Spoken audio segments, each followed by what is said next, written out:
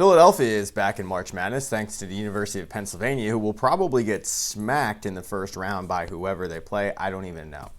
And I was driving home the other day and I was listening to the Temple podcast that I listen to because I'm a Temple fan. So I was listening to The Scoop, brought to you by owlscoop.com, the preeminent reporters for Temple athletics. And I realized that I have completely gotten out of college basketball. And there are a few reasons for this. I used to be so dedicated to the Temple product. And for me, NIL and the conference they play in has murdered my interest. I mean, dead on arrival. Let's say a few good words about the guy.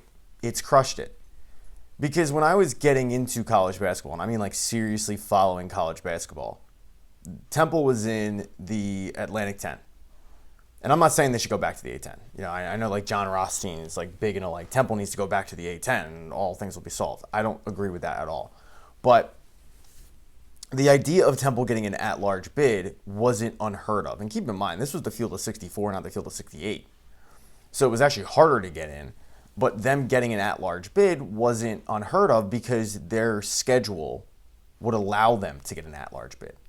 Because Fran Dunphy would schedule Duke, Kansas, Kentucky, Miami. Like he would schedule these big teams with recognizable coaches and, you know, a history and a lineage and more importantly, a conference to back them.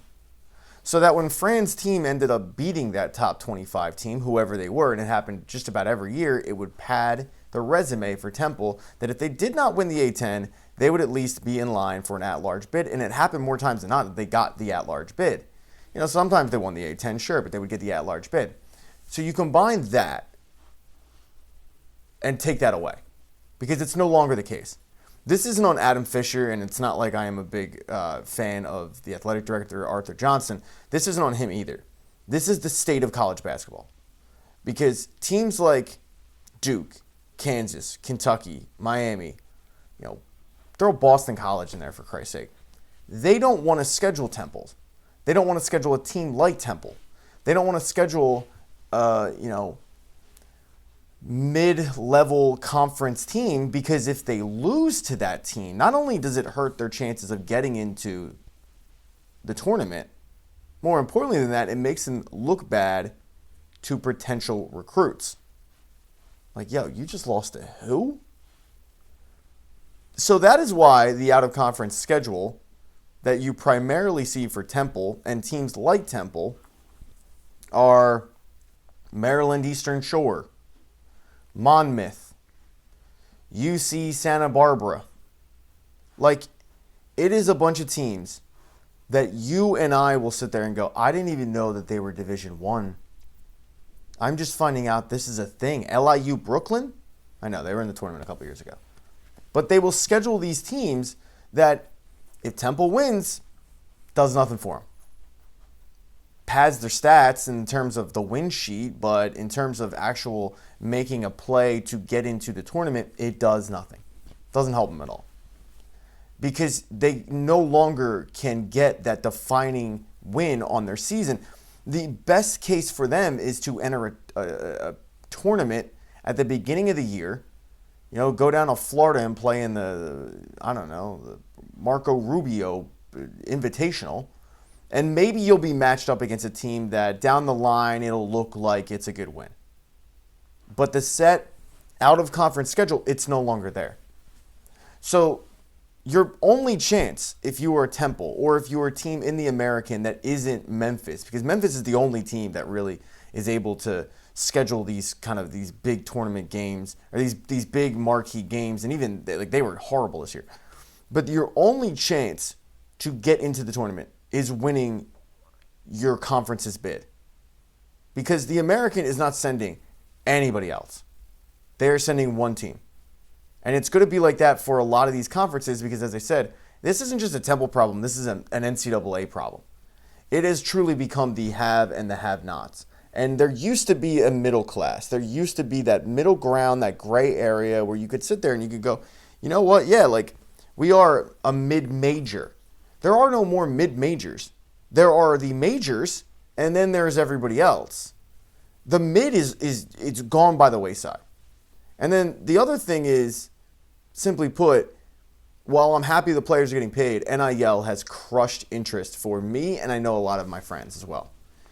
You used to be able to follow a player and their trajectory, and you used to be able to see them grow and develop in your program. You used to get excited when your school would get a 3-star recruit, a 4-star recruit, whoever it was.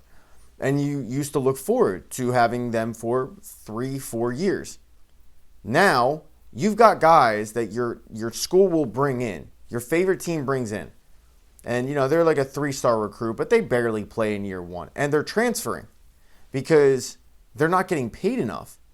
You're like, you're not getting paid enough? I'm sorry, Dylan Battie. You didn't earn playing time. Why would we pay you? Why would we give you even more money? All right, well, if you don't want to give me money, then guarantee me minutes. Like, this is the state of college basketball now. I am a fringed ESPN 150 kid. I get on campus and look, there's a learning curve and I'm not ready for it. And I don't really play a lot my first year and probably going to be a redshirt. And what do? Do I get to the grindstone? Do I start, working on my game? No, I go in and I start making demands to the coaching staff because the players have so much power now. It's absurd. And that's hard on the coaches. Every single year, college basketball fans are having to learn a whole new roster. Entirely new roster. Last year, Temple's arguably their best player was Zion Stanford. Local kid, went to West Catholic, I think. He was either West Catholic or New McGrady. Anyway, he's their best player. Homegrown kid. Aaron McKee recruited him. Adam Fisher kind of developed him a little bit. He leaves for Villanova. He has already left Villanova's team. Like, he's done at Villanova. And this is the norm. Guys going on their 3rd school in 3 years is just the norm at this point. In fact, that might be, that's looked at as, wow, like he stayed a little bit. And that is the sad state of college basketball. So when I look at Philadelphia and what used to be, and you looked at the Big Five and you had St. Joe's and Temple and Nova and Penn and, I'm sorry, Drexel was never a part of it. But you had these schools that, like, you could make a case for all of them getting in the tournament. They were all like, wow, they were well coached and they had a good roster and all of that. It's all gone. All of it. Because there are no more out-of-conference schedules. Most of these teams, other than Nova, are in smaller conferences. As I said, no more mid-majors. They're just in smaller conferences, whether it be the A-10 or the American Athletic Conference. And you are put in a position where, as a sports fan, do I want to dedicate the time to learning a new roster, watching them play shitty opponents like LIU Brooklyn, Maryland Eastern Shore? No, I don't. And it's unfortunate. And I feel like the only way to fix it is getting the NCAA to instill more long-term deals. No more one-year deals. And it's hard to do it because the toothpaste is out of, the tube at this point. Like, you can't go back on it. And I think everybody was pumped for the players to get paid because they deserve to get paid. But at this point, scholarships for so long were a one-year deal, and that is it. That is all they were. One-year deals. The school could be like, yeah, we're going to cut bait. It's not working out. It wasn't fair to the kid. Well, now the shoe's on the other foot. And I, as a sports fan, am suffering for it. It's selfish by me, but some of these schools need to start looking at, especially the lower schools, not the schools that have a treasure trove of NIL funds and booster money, but the smaller schools need to start looking at, we are going to lock you into a minimum of a 2-year deal so that we can see and develop. And at that point, it takes the stress off the coaches. It takes the stress off the kid. It's two separate problems. It's the conference problem of, well, we can no longer promise these kids, hey, you're going to be playing Duke. Hey, we got North Carolina on the schedule. Yeah, it's pretty. Rick Pitino and Louisville's coming in. Like, you can't promise that anymore. So that's the one problem. And the other problem is just the revolving door of a roster that I, as a sports fan, go, I don't know if I have the bandwidth to learn this kid who is transferring up from a D2 college, or this kid who's transferring down from, in Indiana and, was a former 4 or 5-star recruit. I don't know if I have the bandwidth. And it's unfortunate because I used to be such a huge college basketball nut. And now I'm like, I can't tell you who's in the top 25. I can't tell you who's ranked number 1. I can't tell you who's the best player in the country. None of it. And look, part of that is on me because I know some people are probably watching this going like, well, bro, you don't even know ball. Like, I get it.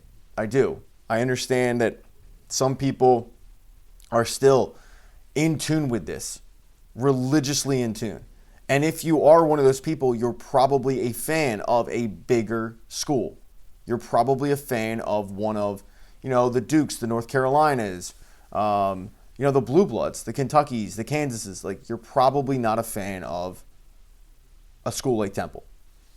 Maybe that's on me. Maybe I got to go back and talk to that kid that was 7 years old and decided I was going to be an Owls fan. And why didn't I pick a bigger school?